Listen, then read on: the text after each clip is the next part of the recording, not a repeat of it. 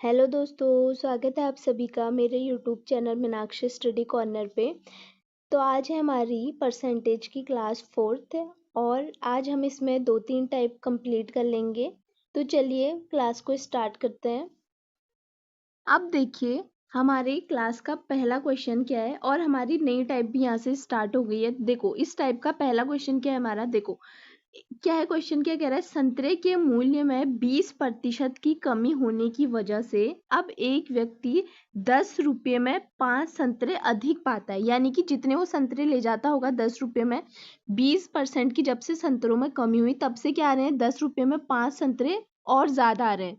Suppose that मान लो अगर वो 10 ले जा रहा है तो 5 संतरे अधिक आ रहे हैं, यानी कि अब कितने ले जा रहा है वो 15। ठीक है, लेकिन हमें अभी ये नहीं पता है कि कितने संतरे आ रहे हैं 10 रुपये में। ठीक, मूल्य में कमी होने से पहले एक संतरे की कीमत बताओ कह रहा है। ठीक, अब देखो क्या है, 20% की कमी हुई तो उसे कितने संतरे अधिक मिले, 5।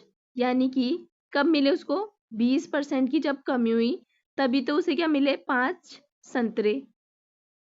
ठीक है, अब देखो कोई भी चीज जो होती है वो अपने आप में क्या होती है, 100% होती है। क्या होती है, 100%। यानी देखो 20% में अगर 5 संतरे हैं, 20% में कितने संतरे हैं, 5, तो 100 टोटल 100% में, यानी कि 100% में कितने संतरे होंगे हमारे।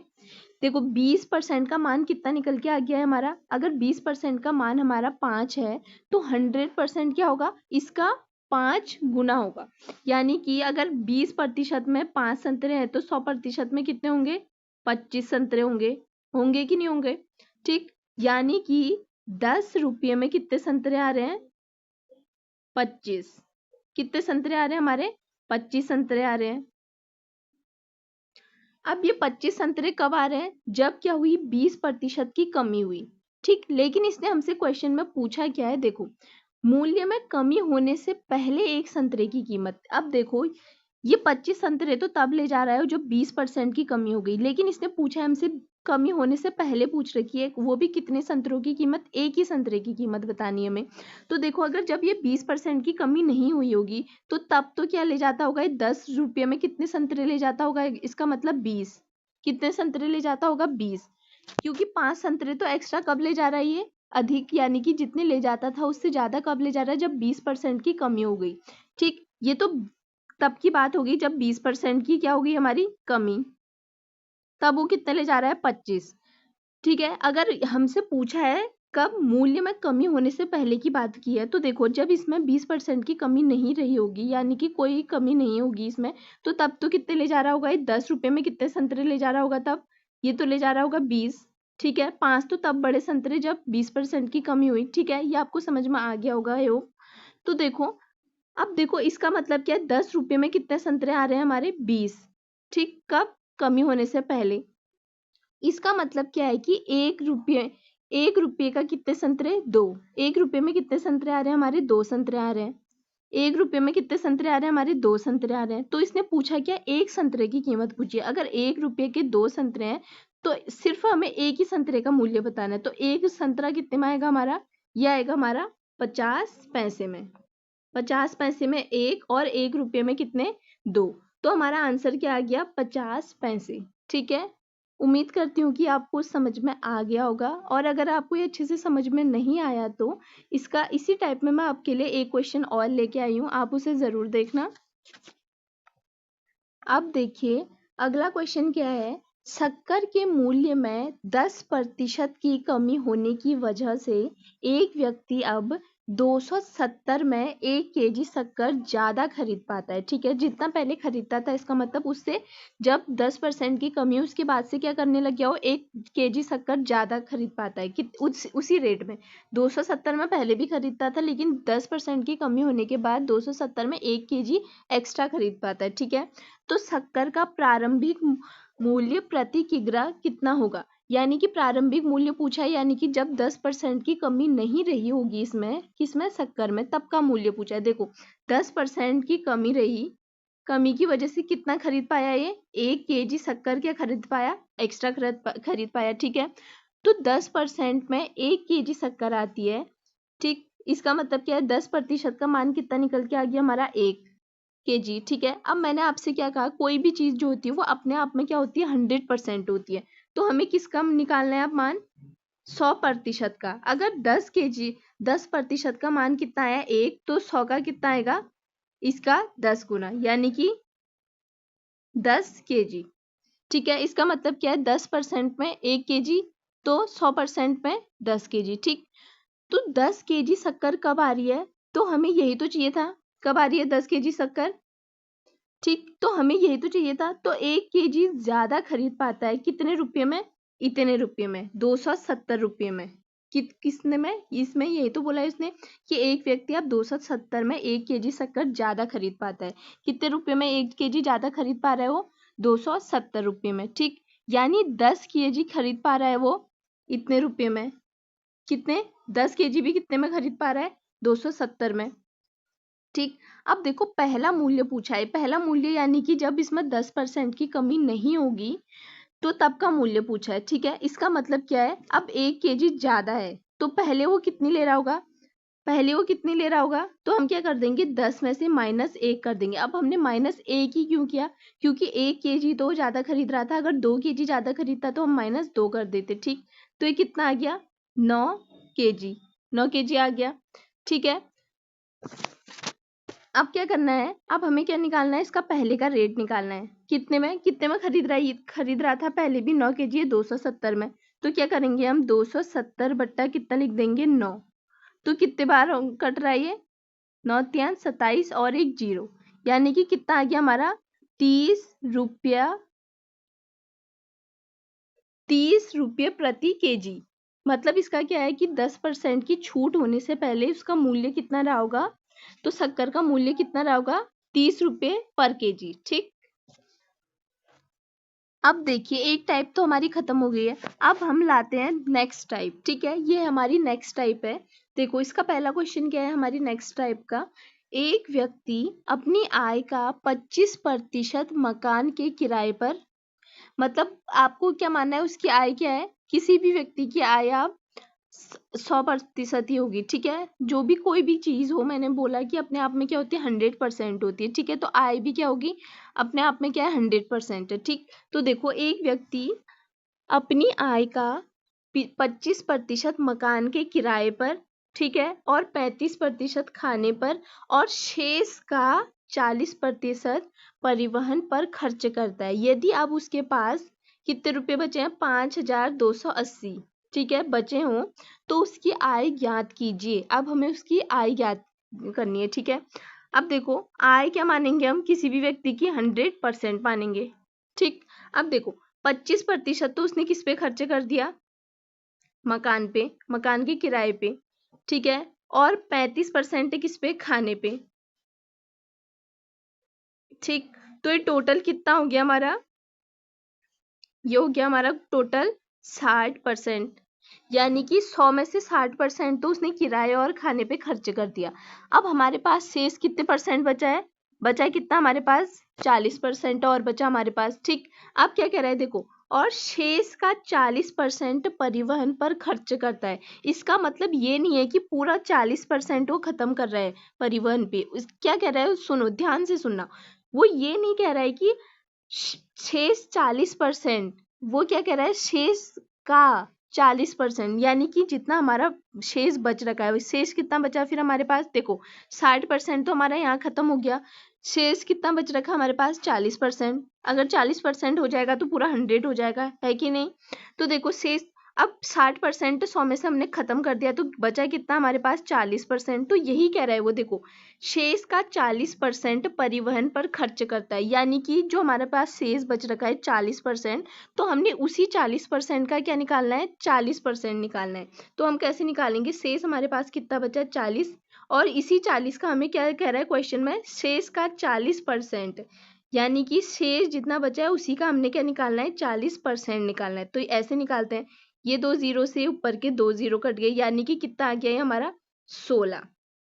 यानी कि क्या कह रहा है वो, देखो 60% इसमें खर्च हो गए और 16% किसमें खर्च हो गए, ये हो गए हमारे परिवहन में, ठीक। अब देखो कुल खर्च कितना हो गया, यानी कि अब देखें, अगर हम कुल खर्च देखें इसका, तो देखो अगर कुल खर्चे देखते हो इसका तो देखो 60% तो यही खत्म हो गया था इसका, ठीक। और प्लस क्या कर देंगे 16% ये किसमें, परिवहन में। अब 16% कैसे निकाला ये आपको समझ में आ गया होगा। तो टोटल मिलाकर ये कितना हो गया हमारा 76, यानी कि 76%। ठीक है, अब हमारे पास बचा कितना 76%, तो इसने सब में खर्च कर दिया।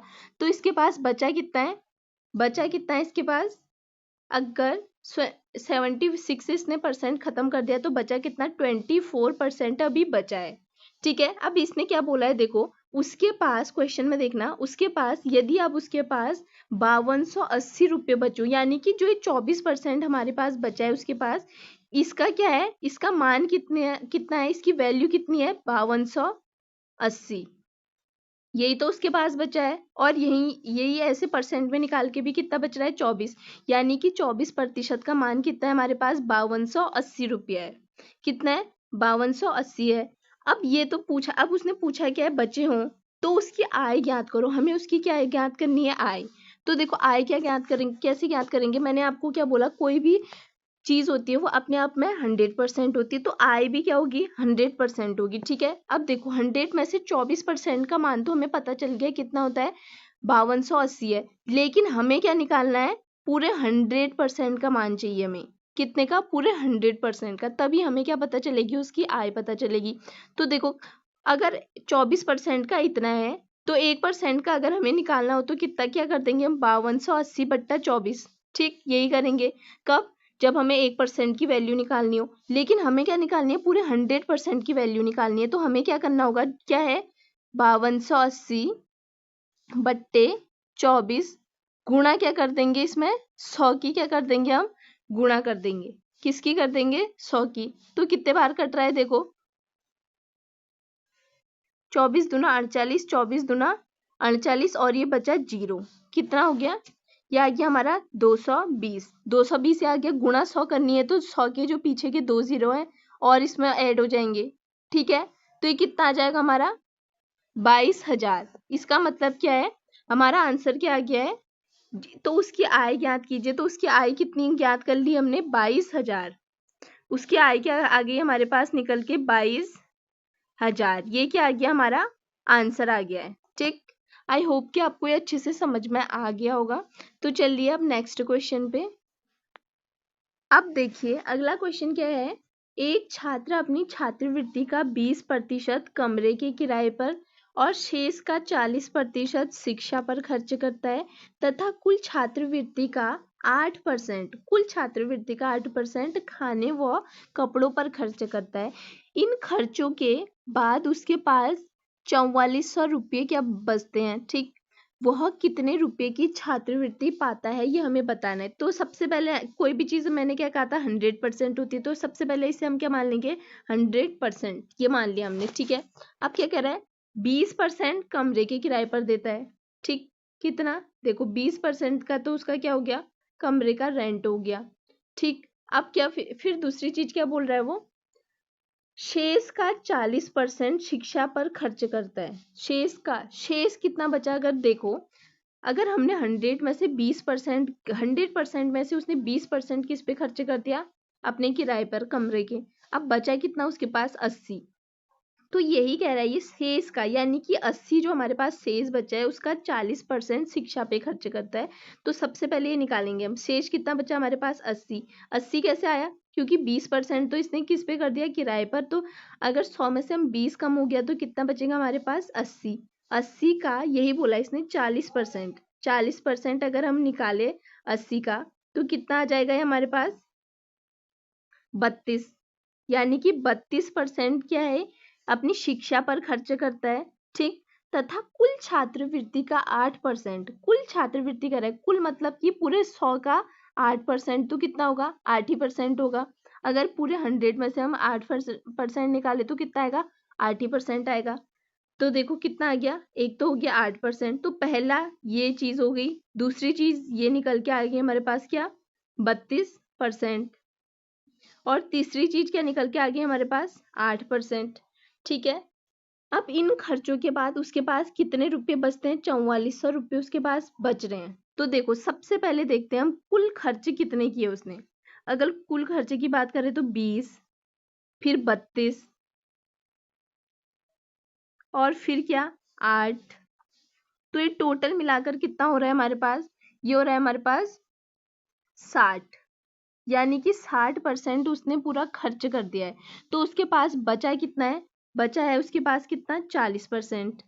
कितना बचा है उसके पास 40% बचा है। कैसे बचा है, क्योंकि 60% उसका खत्म हो चुका है, ठीक है, उसने खर्च कर दिया है 60% 100 में से, और बचा कितना है उसके पास 40% बचा है। तो देखो 40% की वैल्यू हमारी कितनी निकल के आ गई है 4400।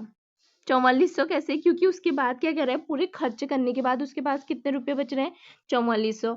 तो पूरा इसका टोटल हिसाब लगाने के बाद 60% यहाँ पे बन रहा है, और परसेंट कितनी बच रही है फिर 40% उसके पास बच रहा है। तो यहाँ पैसों में बच रहा है, ठीक है। तो देखो जो 40% हमारे पास निकल के आया, जो हमारे पास बचा है, उसी की वैल्यू क्या होगी, ये इसी की वैल्यू होगी 4400, ठीक। तो देखो अब देखो 40% की वैल्यू हमारे पास कितनी निकल के आ गई है 4400। लेकिन हमें क्या चाहिए, सिर्फ 40% से हमारा काम नहीं चलेगा, क्योंकि उसने पूछा है कितने रुपए की छात्रवृत्ति उसे मिलती है, ये हमें पूरा बताना है।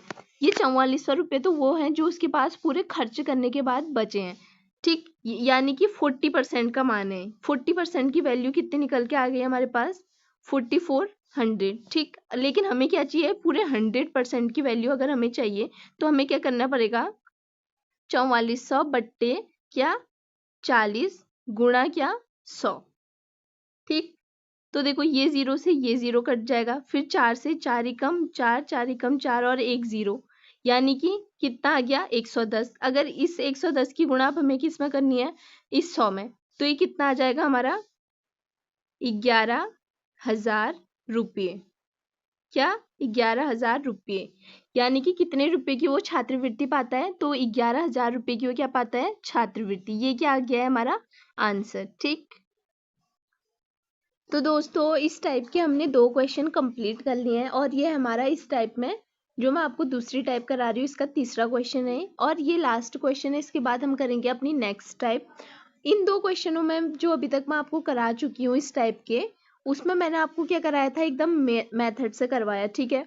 अब जो मैं ये क्वेश्चन कराऊंगी ये भी सेम वही 2 क्वेश्चनों की तरह है, लेकिन मैं इसको आपको क्या कराऊंगी एकदम ट्रिक के मेथड से, ठीक है। देखो सबसे पहले देखते हैं क्वेश्चन क्या कह रहा है। क्वेश्चन क्या कह रहा है, राम अपने मासिक वेतन का 40% मकान के किराए पर, देखो जो उसका किराया वेतन है मासिक वेतन, उसमें से 40% तो कहाँ चला गया, किराए में चले गया, ठीक। किराए में चले गया कितना 40%। बाकी में से 30% परिवहन और शेष वेतन का 20% दवाइयों तथा शिक्षा पर खर्च करता है। यदि वह प्रति माह 2520 रुपये बचाता है तो उसका मासिक वेतन पूछ रहा है हमसे, ठीक है। तो सबसे पहले देखो जो वेतन है हमारा उसे हम कितना मानेंगे, जो हमारा वेतन होता है वो हमने कितना मान लिया एकदम 100%, ठीक है।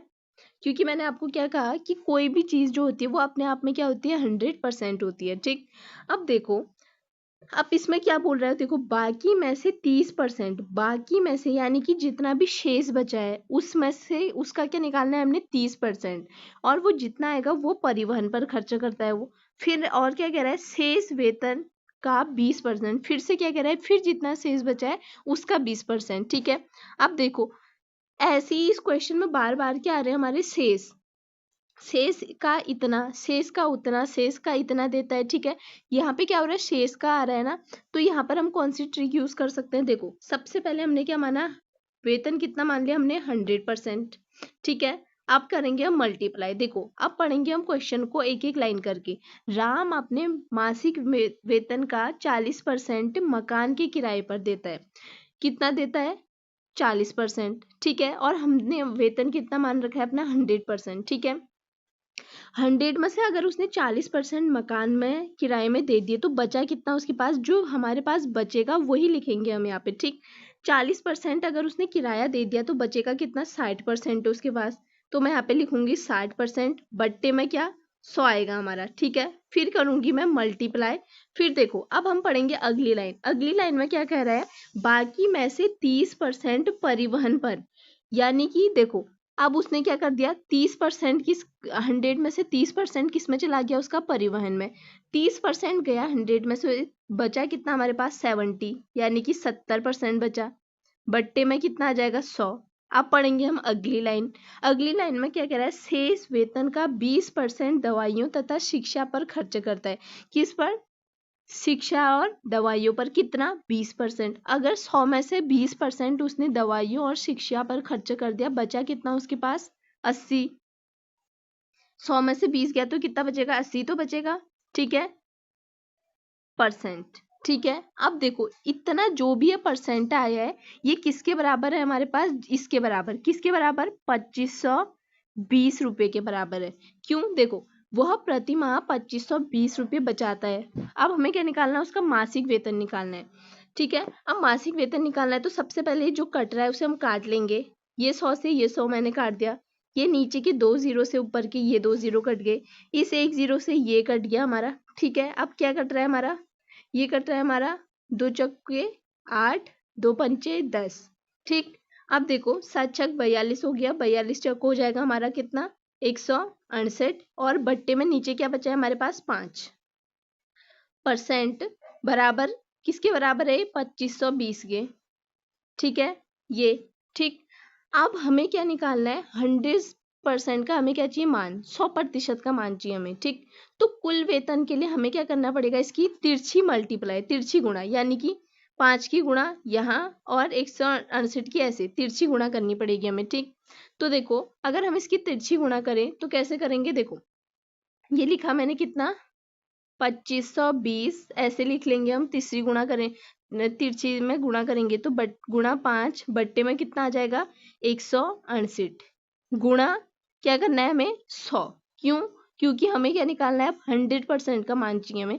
तो ये हमने निकाल दिया, गुणा क्या कर दिया हमने, 100 कर दिया। अब देखो कितने से कट रहा है ये, 2 अट्ठे कितना हो गया हमारा, 16 और 2 चौके 8। ठीक, और ये कट जाएगा 2 से 50 बार हमारा। अब ये किससे कट रहा है हमारा, 12 से। 12 सत्ते 84 हो गया।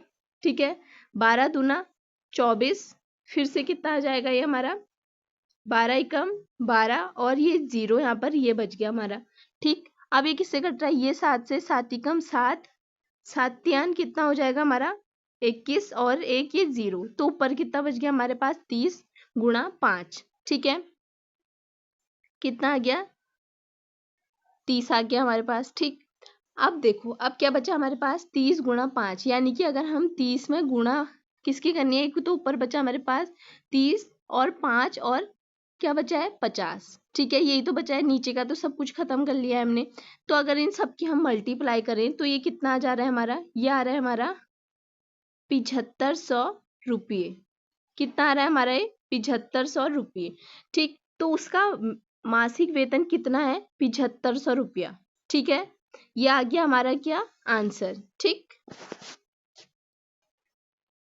अब देखिए, अब अगर आपको इसमें से कोई टाइप समझ में नहीं आ रही है, ठीक है, तो आपको ये बिल्कुल भी नहीं करना है कि आप उस पूरे चैप्टर को ही छोड़ दो। ठीक है, अगर आपको परसेंटेज की जो मैं अलग अलग टाइप बता रही हूँ कि अब नेक्स्ट टाइप, हर टाइप में मैंने 2-3 क्वेश्चन रखे हैं। ठीक, तो देखो अगर ऐसा नहीं करना है कि आपको, कि अगर आपको उसमें से एक भी अगर टाइप समझ में नहीं आ रही है तो कि आप पूरा परसेंटेज का चैप्टर ही छोड़ दो। ठीक है, इसीलिए मैंने क्या किया है, चैप्टर है जो हमारा परसेंटेज का, इसे मैंने टाइप में डिवाइड किया है, ताकि जो आपको समझ में ना आए उसे आप क्या कर दो, साइड कर दो। ठीक, और आप उसे क्या करेंगे, बाद में करेंगे। ठीक, और जो भी आपको समझ में आ रहा है, भले ही थोड़ा बहुत सही, तो आप उसे, आपको क्या कोशिश करनी है, पूरा उसे करने की कोशिश करनी है, उसकी बार बार आपको प्रैक्टिस करनी है। अगर आपको फिर भी समझ में नहीं आ रहा है, फिर से आप एक बार वीडियो को फिर से देखिए, तो आपको अच्छे से वो समझ में आ जाएगा। क्योंकि मैंने यहाँ पे क्या किया है, हर एक चीज़ को बहुत अच्छे से मैंने, बहुत ही आसान शब्दों में मैंने आपको यहाँ पे बता रखा है। ठीक, अब देखिए, अब यहाँ से स्टार्ट हो रही है हमारी नेक्स्ट टाइप। देखो इसका पहला क्वेश्चन क्या है हमारा, इस टाइप का, एक परीक्षा में किसी अभ्यर्थी ने 30% अंक प्राप्त किए और वह 6 अंकों से फेल हो गया। कितने अंकों से फेल हो गया है वो, 6 अंकों से। ठीक है, अन्य विद्यार्थियों ने 40% अंक प्राप्त किए और पास होने वाले न्यूनतम अंकों से 6 अंक अधिक प्राप्त किए। परीक्षा के अधिकतम अंक कितने हैं ये हमसे वो पूछ रहा है। ठीक है, तो देखो यहाँ 6 अंकों से वो फेल हो गया है। 30% क्या थे उसके पास, देखो एक छात्र ये हो गया हमारा विद्यार्थी, दूसरा विद्यार्थी ये हो गया। ठीक, अब ऐसे समझना आप, तो पहले के पास कितने परसेंट है उसके, 30% है, और दूसरे के पास कितने हैं, 40% है। जिसके पास हमारे 30% है वो क्या हो गया है, 6 अंकों से फेल हो गया, यानी कि यहाँ पे क्या है, इसके पास -6 है। और जिसके पास 40% है वो, उसके पास जितने उसे पास होने के लिए अंक चाहिए थे उतने तो हैं उसके पास, उससे भी क्या है 6 अंक और ज्यादा है, यानी कि +6। यहाँ पे कितना है, -6 और यहाँ +6। अब देखो जो ये दोनों परसेंटेज है हमारे, इन दोनों प्रतिशतों का जो परसेंट है, इन दोनों के बीच का डिफरेंस कितना आया, दोनों परसेंट का हमारा डिफरेंस कितना आ जाएगा, 10। कितना परसेंट आ गया, 10% आ गया। आ गया कि नहीं आ गया, 40 और 30 के बीच का डिफरेंस कितना आ गया हमारा, 10। अब देखना है हमें अंकों का डिफरेंस, अंकों का, यानी कि देखो मैंने आपसे क्या कहा कि इसके पास क्या है, 6 अंकों से फेल हो गया है, जिसके पास 30 अंक है, यानी कि पहले तो इसे कितने अंक चाहिए पास होने के लिए, 6 अंक चाहिए।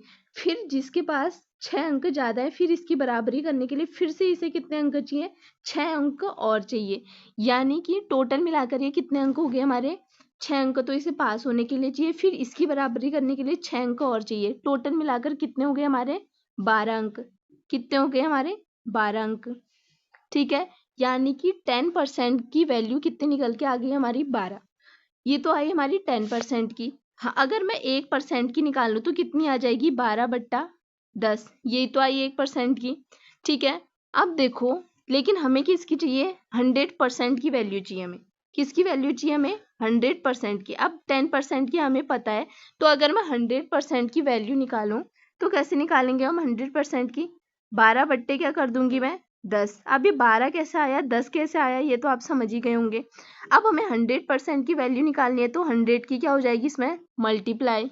ठीक है, इस 0 से ये 0 हमारा ये कट गया, तो कितना आया हमारे पास, 12 दशम कितना हो गया, 120। कितना आ गया हमारे पास, 120। ये क्या आ गया हमारा आंसर। ठीक है, परीक्षा के लिए अधिकतम अंक कितने हैं हमारे, 120। ठीक,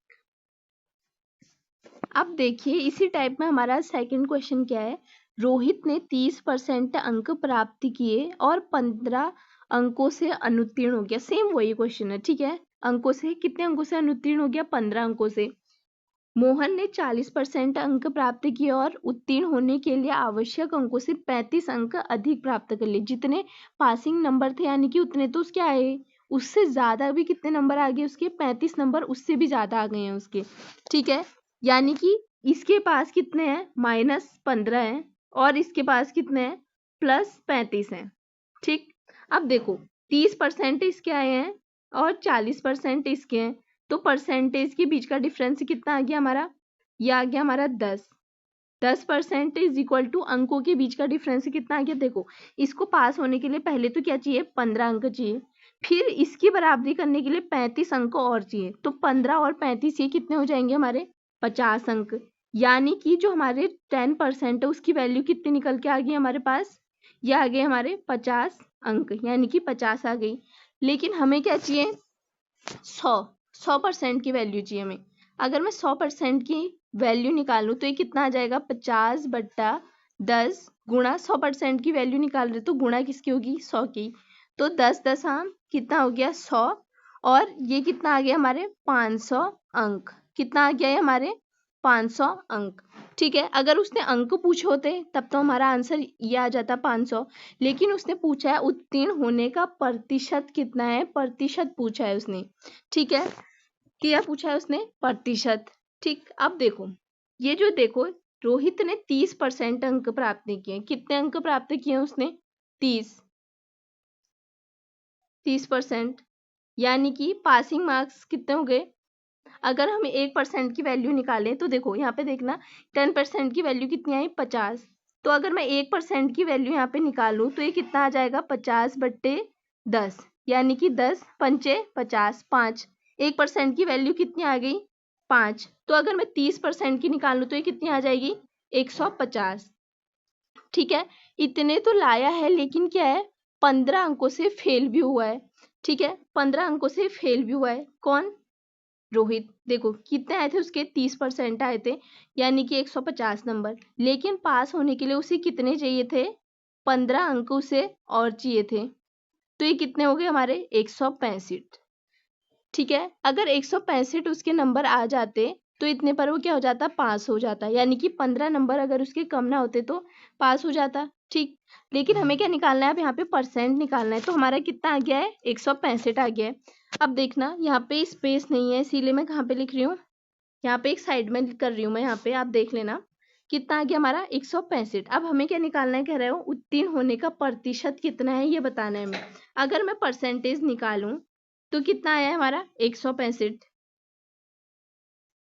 ठीक है, 165। अब देखो कितने में से? 500 में से। ये अभी हमने निकाल रखा है। बट्टा मैं कितना कर दूंगी? 500। गुणा कितने की हो जाएगी इसमें? 100 की।